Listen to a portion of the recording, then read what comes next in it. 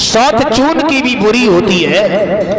तो सुनीति मैया को समझाते हुए महाराज उत्तान पाद बोले कि है मौत बुरी लेकिन अच्छी, और ये कहीं बार तो आती है।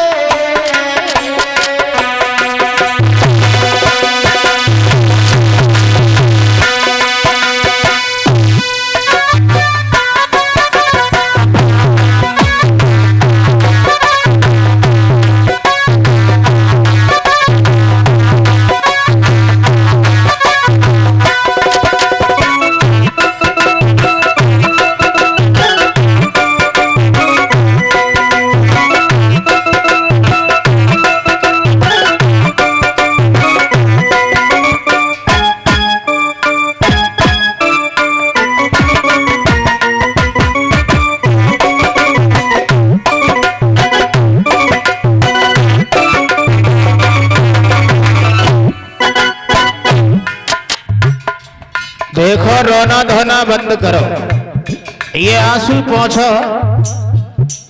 रोती राती हो, ये शरीर तुमने बिल्कुल जर्जर कर लिया। बिना मतलब की बात रोती रहती हो घर में, तुम्हें नहीं मालूम है। एक बात और बताएं, सोत से मौत अच्छी होती है।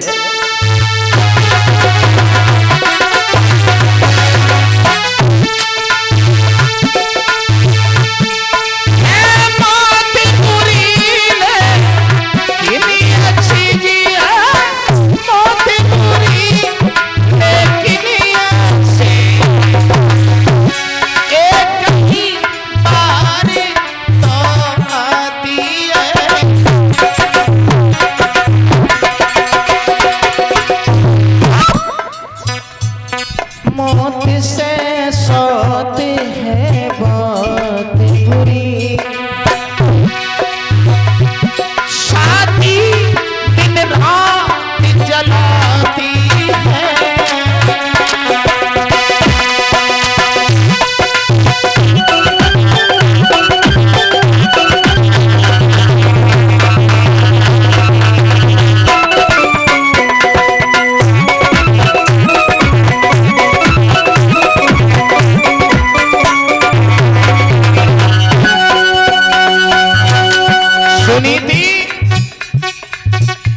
तुम्हें नहीं मालूम, मौत से सौत बहुत बुरी होती है। और एक बात तुम्हें बताएं, रो नहीं,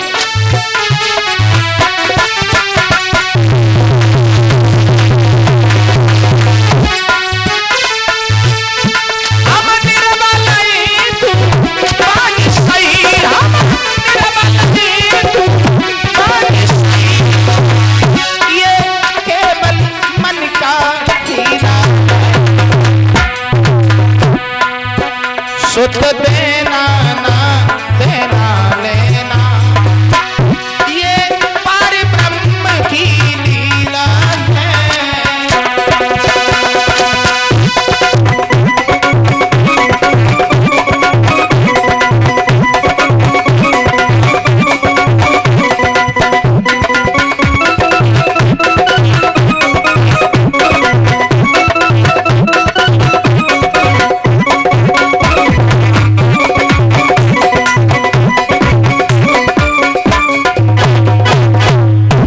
संतान देना और ना देना और दे करके छीन लेना, ये परम पिता परमात्मा की लीला होती है।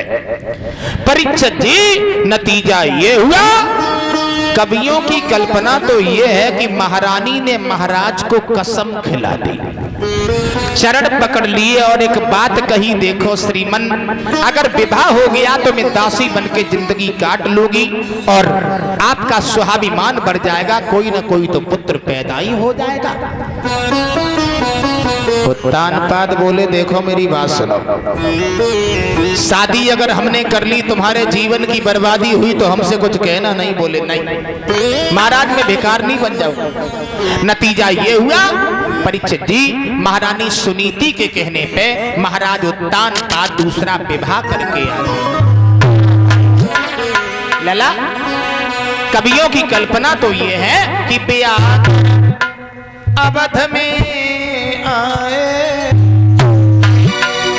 दूसरा विवाह किया था महाराज ने, और जब दूसरा विवाह किया था परीक्षित जी, तब विवाह कर अवध में आए, खुशी सबने मनाई है। विवाह कर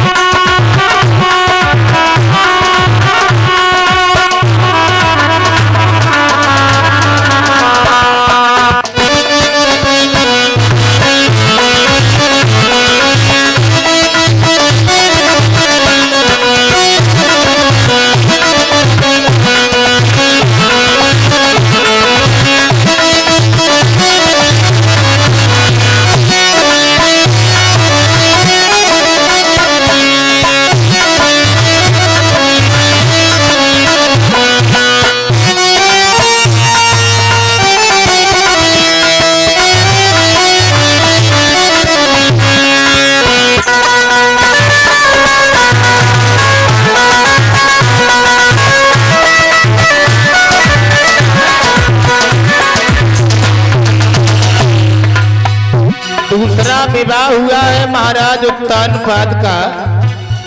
मेरी बहनाओं, सारी अयोध्या में बड़ी खुशियां हैं, बड़े सब लोग प्रसन्न हैं भगवान।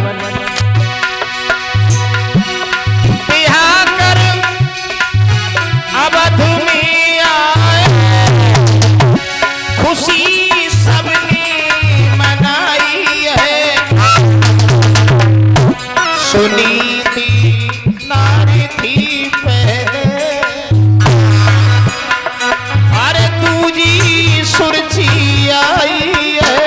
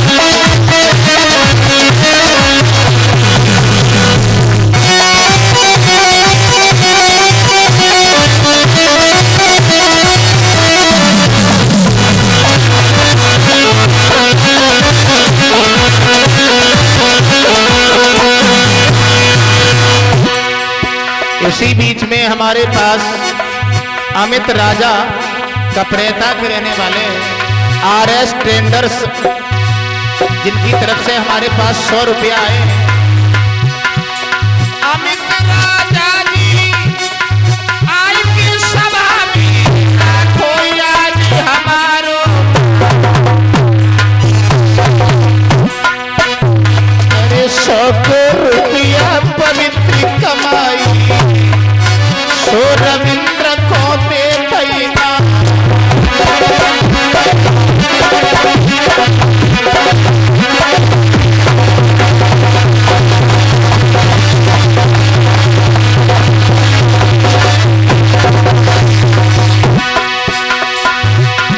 अरे जुग जुग जियो अमर फल भोगो, बच्चा घर रे शारदा।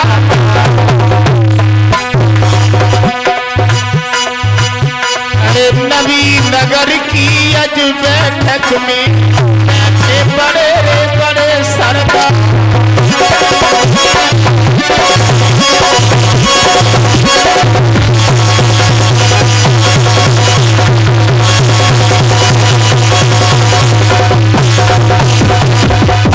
परीक्षित महाराज उत्तानपाद सुनीति मैया के बार बार कहने से दूसरा विवाह करते हैं। पहले वाली रानी का नाम था सुनीति, लेकिन दूसरा जब विवाह होके आया है तो उनका नाम सुरची है। सारी अयोध्या में परीक्षित जी बड़ी खुशियां, बड़े सब लोग प्रसन्न हैं। वाह भाई वाह, अब तो महाराज का दूसरा विवाह हो गया, कोई ना कोई तो पुत्र पैदा ही हो जाएगा, सिंहासन हरा भरा हो जाएगा। सुनीति को पता चला है माताओं की मेरे महाराज दूसरा विवाह करके आए हैं, तो महाराज उत्तानपाद बड़े खुश हैं, अयोध्या के वासी सब लोग खुश हैं। तो सुनीति ने दासी को बुलाओ, दासी इधर आ।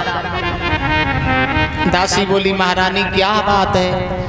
सुनीति बोली दरवाजे पर चली जाओ, मेरे महाराज दूसरा विवाह करके आए हैं, डोले से हमारी छोटी बहन को उतार के नीचे ले आना और कह देना कि आपकी बड़ी बहन आपका इंतजार कर रही है।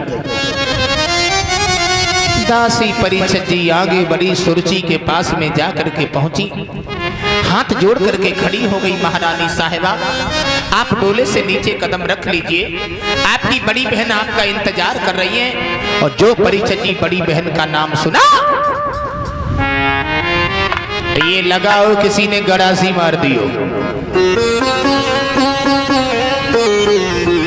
दासी हमारे घर में हमारी बड़ी बहन है। दासी बोली चिल्ला काहे को रही हो, महाराज का दूसरा विवाह हुआ ये। दादी को पीस कर जवाब दिया चली जाया से। महाराज मुंह की ओर क्या देख रहे हो? एक रानी थी तो मुझे क्यों लाए तुम? हंसो नहीं, जिंदगी को बर्बाद करके रख दिया तुमने, समझ गए? चुप हो जाओ तुम। उत्तानपाद महाराज खड़े के खड़े रह गए। मुसीबत सर के ऊपर घूम रही है। परीक्षित जी दासी ने आकर के सुनीति से कहा महारानी साहिबा आपका नाम लेते ही वो तो अभद्र भाषा का प्रयोग करने लगी, आपको गालियां देने लगी। सुनीति मैया ने सोचा मेरी बहन इसलिए नाराज हो गई, मैं स्वयं नहीं गई, मैं जाऊंगी अपनी छोटी बहन को डोले से नीचे उतार के ले आऊंगी। माताओं आज सुनीति मैया छोटी बहन सुरुचि के पास में जाकर के पहुंच गई। हाथ जोड़े बहना, आप डोले से नीचे कदम रख लो, मैं आपकी बड़ी बहन हूं, मेरे गर्भ से कोई पुत्र पैदा नहीं हुआ, आपके गर्भ से कोई बच्चा पैदा हो जाएगा, उस बच्चे के सारे में अपना जीवन काट लूंगी। सुरुचि कहने लगी धन्य है, हमारे बच्चा को तुम खिलाओगी नहीं खा जाओगी, तू डायन है। ऐसा धक्का मारा मैया के जो मौके पर जमीन में गिर गई। उठ करके मैया सुनीति पुनः खड़ी हो गई, झपट के दोनों पैर पकड़े ये बेना बेना कि तुम चलो संभालो जा घर को, बेन मैं सब घर की टेल बजाऊंगी।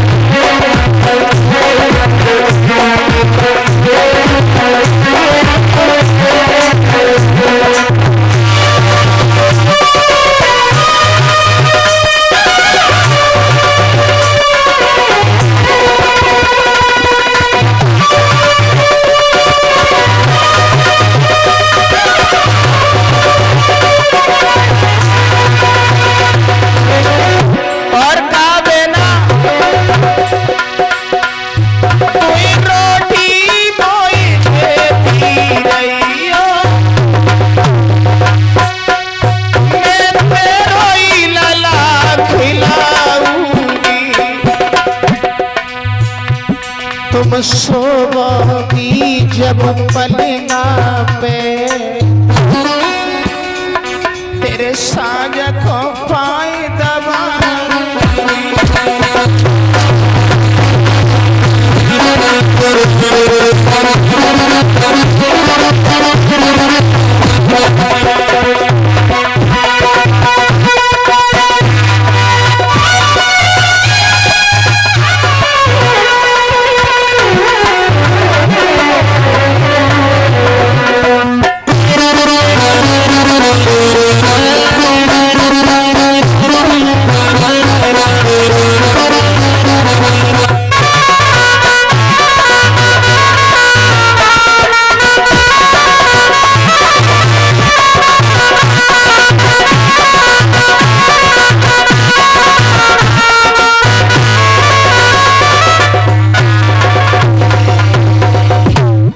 उत्तानपाद महाराज परीक्षित जी खड़े के खड़े रहे। सुनीति मैया की आंखों में आंसू भरे आए और कहा, बहना तुम एक रोटी हमें लात से सरका के दोगी फिर भी मैं खाती रहूंगी, बच्चे के सहारे में अपना जीवन काट लूंगी, कभी तुम्हें रानी बना के नहीं मैं रहूंगी, भिखारिनी बन के रह जाऊंगी। परीक्षित जी सुरची ने आवाज लगाई, बूढ़ी बिल्ली भक्तन बन के चिड़ियाघर में रहना चाहती है। अरे तू डायन है, डायन। डायन ना होती तो तेरे गर्भ से कोई ना कोई तो बच्चा पैदा हो जाता। मेरी माताओं, उसी समय आज मैया के आंखों से आंसू भरे आए। उत्तानपाद भी रोने लगे और कहने लगे, भद्रे मैंने तुम्हें बहुत समझाया था कि दूसरा विवाह ना करवाओ, लेकिन तुमने एक भी बात नहीं मानी। मेरी माताओं, सुनीति मैया ने पति के चरण पकड़ लिए और कहा, मेरे पतिदेव मेरी छोटी बहन को समझा लो, अगर डोला लौट के वापस चला गया तो अयोध्या में आपका अपमान हो जाएगा, कोई तुम्हारा सम्मान नहीं करेगा। परीक्षित जी, उत्तानपाद ने सुरची से पूछा, कैसे डोले से नीचे कदम रखोगी? तो सुरची भगिया के दौर पर ही ऐसे नहीं उतर पाऊंगी। बोले कैसे उतरोगी? सुनो सुनो ना कि जा डोला से। खड़े खड़े मौकी की ओर क्या देख रहे? मेरी बात सुनो कि हम तवाई उतरी जा डोला से और पहले जा डायना को दियो निकाल।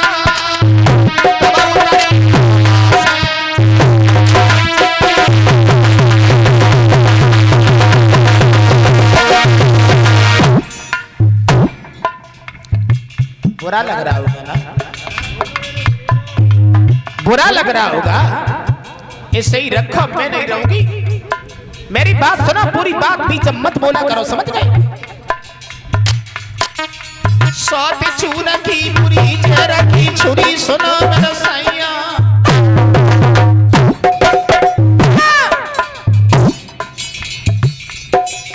दौड़ो नहीं, उधर ही रहो। सौत चून की बुरी जरा की छुरी, सुनो मेरा सैया। घर से दियो निकार पड़ू तेरे पैया, करके शादी मेरे संग में दीने बदर भा। तब उतरी डोला से पहले जब ढाला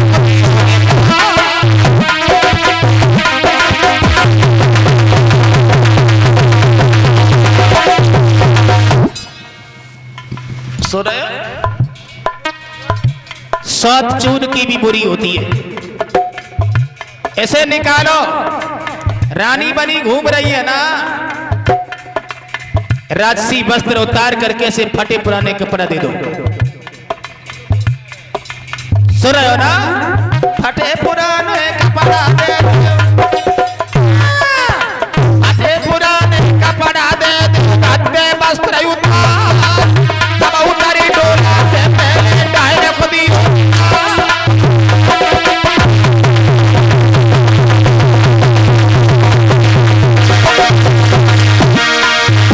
फटे हुए से वस्त्र दे दो। क्या कह रहे हो? पूरी बात सुन लिया करो। गेहूं की रोटी नहीं खाएगी ये, नमक रख करके ये जौ की रोटी खाएगी। दर्द हो रहा है ना? तो ठीक है, ठीक है। रहियो जाके संग में फांसी दे मर गई, या कल सवेरे माई पे गई लौट कब नहीं आई।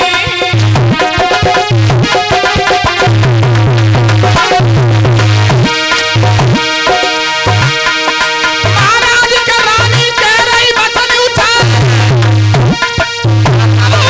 डोला से पहले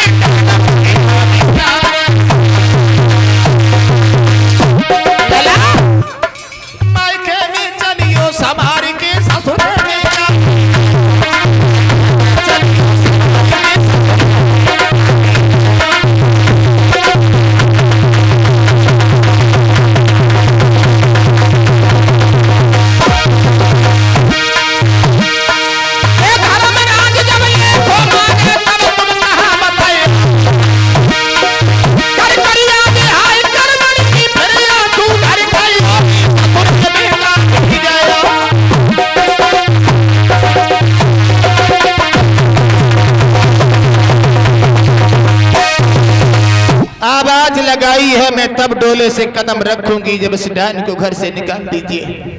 जौ की रोटी गेहूं की रोटी नहीं खाएगी, नमक रख करके जौ की रोटी खाएगी।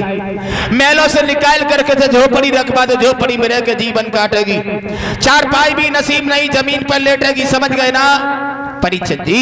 माताओं बहनाओं, मैया सुनीति ने जब ये सुना तो अपने पति के चरणों में अपना सर रख दिया।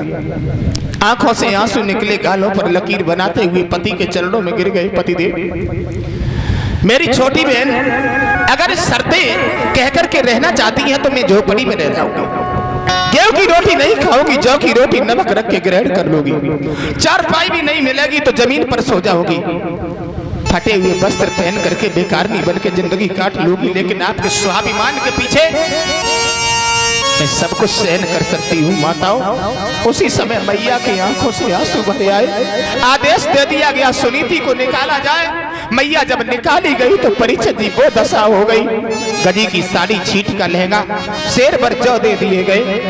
उत्तानपाद महाराज के चरणों में अपना सर रख दिया। पतिदेव, शादी हुई थी तो एक कसम खाई थी, एक जिंदगी नहीं सातों जिंदगी तुम्हारा साथ निभाऊंगी।